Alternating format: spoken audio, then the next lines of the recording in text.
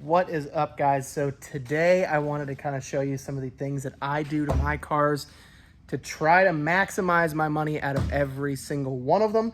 So today we are working on a less than perfect old school Toyota Corolla. I sell a lot of these things, and these cars are honestly like old tanks. There's nothing that you can really do to them that will break them permanently. Right now, my main concern with this is going to be my hood. Got a lot of fade, have a lot of clear coat issues up here. The top of this car is toast. There is nothing I can do about the top, the roof, and the trunk also is pretty rough, but I went and bought myself some stuff today from Harbor Freight. So I want to show you because I think with some used car dealer magic, I can get this thing right back to perfect. So started out with my orbital buffer, low speed, low heat, sander slash buffer, whatever it is that you want to call it.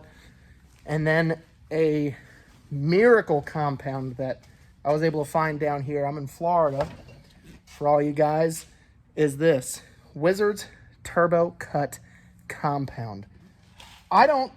Granted, I am not sponsored by these guys. They do not pay me for ads or anything, but I will tell you right now, it is some of the best stuff I think I've used in a very, very, very long time. So I think from here, I'm gonna go ahead and try to get started on buffing this thing out. Now I want you guys to keep in mind, just something real quick.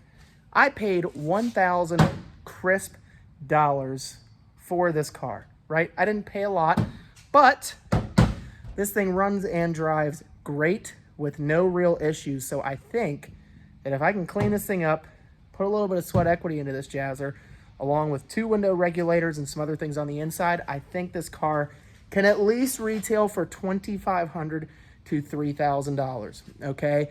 Now, I know what you're probably thinking, old school Toyota Corolla, who's gonna pay that much? Honestly, I don't know. Somebody that needs basic, reliable transportation is probably going to love this thing, but there's not really a way for me to know for sure. I'll show you guys the inside of this so you can kind of get an idea of what $1,000 at a wholesale auction is going to get you. Guys, it's not a lot. You're not going to get a lot for your money out there, especially at $1,000 a clip. But we are on the inside. We have some headliner issues. Look at that. I almost fixed that right there. And we have your basic stuff. This is missing. This thing's a little whatever.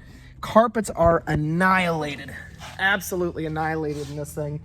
So we're going to get started in just a second. But I do want to show you real quick what a miracle find is at the auction, because you don't really see stuff like this all the time. And honestly, this is my first time ever seeing a truck like this in this condition. This, ladies and gentlemen, is a 1995 Ford Explorer Limited. Now, back in the day in 95, this thing was absolutely the jazz. You could not get a nicer Ford than this. So I am opening the doors because I'm going to show you guys the inside of this thing. It is absolutely amazing how a truck that is quite literally older than I am can be in such good shape. So I'm going to go on the inside and I want to show you guys a couple of cool things with this thing real quick. All right, guys, so here is my cream puff. We've got the keys right here. This thing is honestly shocking. I want to show you guys the outside. Somebody has clearly put some aftermarket rims on here, but this thing is all sorts of nice. I get super, super, super excited for trucks like this because you just never see them in this good a shape.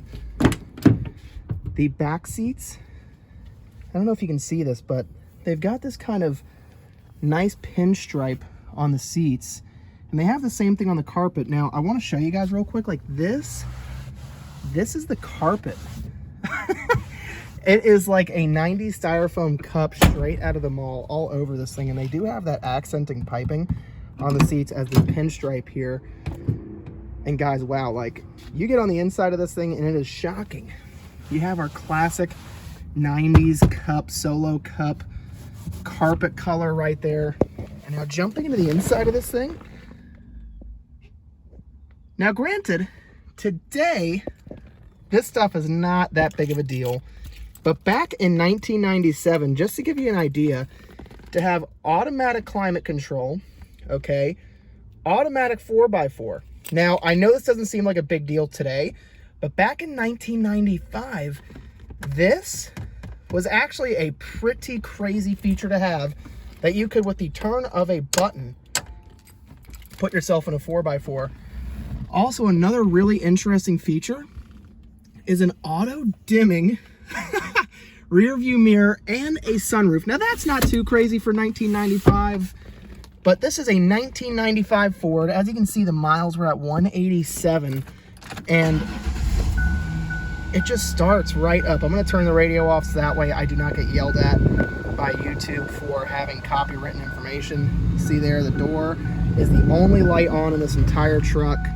Classic Ford ding, but overall, this thing is really, really cool. Now, I collect window stickers out of cars.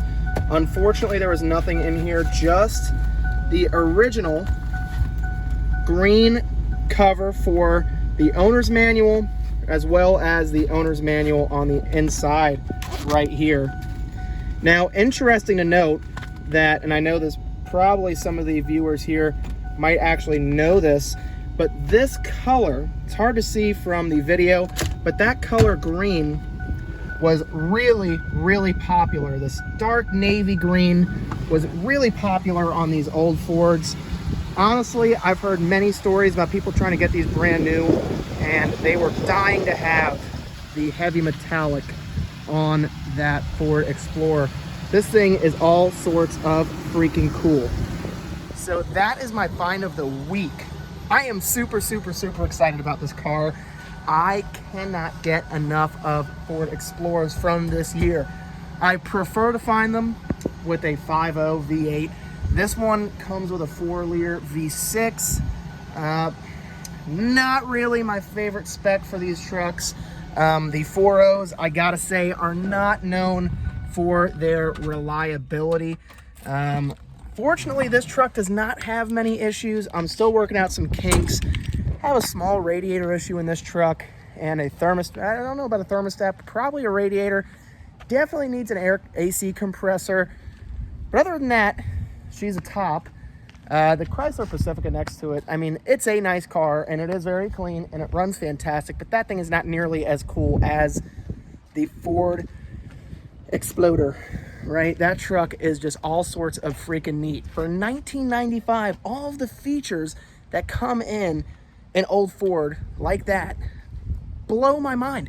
And I didn't mention that thing also came with factory air ride.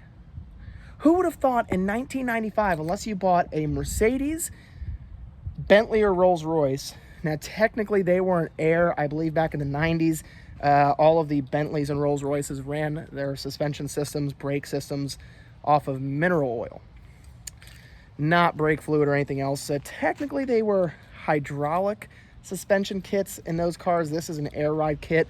I think I've got a warning code on the inside, and I'm almost positive somebody has swapped out the suspension for traditional coilovers. That's what I'm guessing. I think that if it had an air suspension fault, I think that the truck would be much, much lower. So I think that's probably one of the issues that somebody sorted out on their own just by buying a standard Ford Explorer set of shocks and struts to slap in its place to delete the air ride. But yeah, I just can't stop looking at this thing. Matter of fact, I just want to go over it one more time because this car, one of the biggest reasons why I'm so excited about it, guys, that you don't know about yet, is that I paid for this beautiful truck, purchased with buyer fee from the auction and delivery. I have, as it sits, $975 into that truck that runs and drives, okay, with no major mechanical issues. I mean, granted, the thing is not perfect, but it also is not bad. I mean, that is a nice, nice car for $975. So less than what I paid for a 2002 Toyota Corolla. I got myself a near mint condition Ford Explorer, limited with every single feature in the sales brochure you could get in 1995. That is the reason right there where I'm not crazy about buying Fords, but these Fords, always, always, always deliver for me. And since we talked about it, I might as well show you my Chrysler Pacifica. This thing is not great by any stretch of the imagination. I mean, it is nice, but great, nah. You know, it's a good car. You know, the inside is there and everything else is pretty normal. You know what I mean? There's nothing crazy there. So enough about my auction finds for right now. The basis of this video is mostly just to give you guys an overview of some of the interesting stuff that I've ran into this week. Right now I'm walking back into the shop. I'm gonna get started on this little Toyota Corolla, and I'm gonna try my hardest to get this car from worth $1,000 all the way up to worth $3 grand. I think I can get there, but just again, let's just cover some of the highlights of this vehicle. And we are right back to the hood. This, honestly, guys, is my main priority for this car.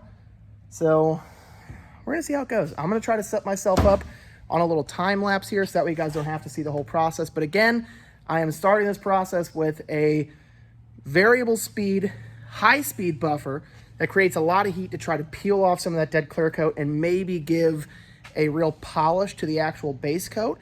And then I'm gonna go back over the entire vehicle where it permits with a regular wax / polish to try to add some shine to this paint, whatever it might bring. And if I fail, if I can't get this paint to shine up, I will probably end up going to Econo Auto Painting and just having them slap an entire paint job on this car. So we're gonna get started. I'm gonna get the camera in position to show you guys a time lapse, and then we'll go from there. And I might add a few things here and there. So thanks for watching. So we are officially done with the Toyota.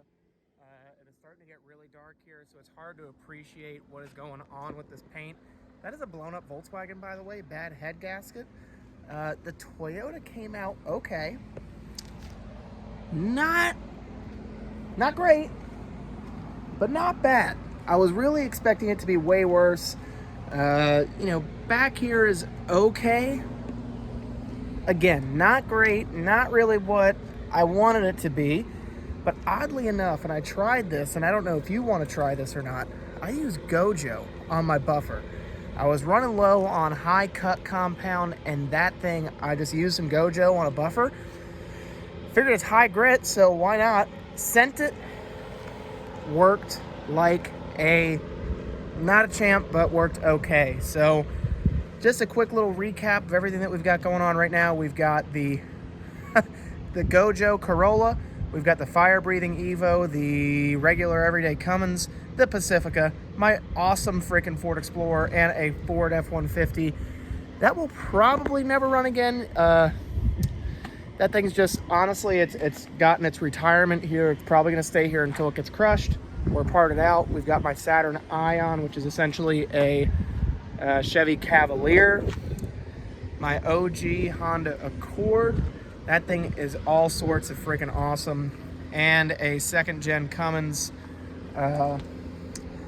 Yeah, this thing is a whole different story. Right now we're dealing with a fuel pump issue where it will absolutely not prime, is not getting any power. So if you guys have any ideas, tips, tricks to get a second gen Cummins, 24 valve Cummins to get power to its fuel pump, please feel free to let me know in the comments section below. Guys, I'm trying my best to make these videos as interesting as possible. You know, I'm a regular everyday dude, so here is my regular everyday dude type of activity. I just so happen to be a car dealer, and I want to share some of my experiences with you and some of the things that I do to make money and make a living. So guys, thank you so much for watching. If you like this video, please hit the like, the subscribe button, and turn on the alerts. That way when I make a video, you get to hear about it first. Love you guys. I'll talk to you soon. You stay safe.